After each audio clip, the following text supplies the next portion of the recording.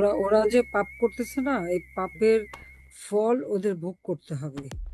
এই যে ছোট বাচ্চাগুলির ধরে নিয়ে নির্যাতন করা, তোমাদের গায়ে হাত তোলা, মারা, মহিলা তার গায়ে হাত তোলা, তার মাথায় আঘাত করা, মানে এইরকম অত্যাচার পাকিস্তানিরা করছে কি, তারা হ্যাঁ এক একবার এক এক জায়গায় গেছে, আগুন দিয়ে পোড়াইছে, মারছে, গুলি করছে, মেয়েদের তুলে নিয়ে ক্যাম্পে গেছে, এই পর্যন্ত।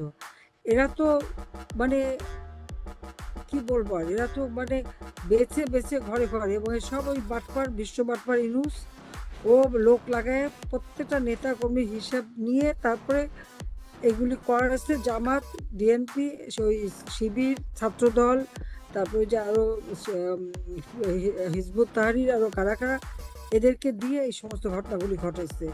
তবে এদের সবাই রেকর্ড রাখতে হবে। আর দিন খুব বেশি দিন না, কিন্তু এই যে তাদের ক্ষমতা এসে তো সে তো কোনো পরিবর্তন আনেনি, আরো আরো জুলুম করে যাচ্ছে। এর এর খেসারত তাদের দিতে হবে, এদের শাস্তি পেতে হবে। আল্লাহর উপরে ভরসা রাখো, এরা যে পাপ করছে এর শাস্তি একদিন পাবা, ওরা মাননীয় পাবেই নেত্রী, পাবে।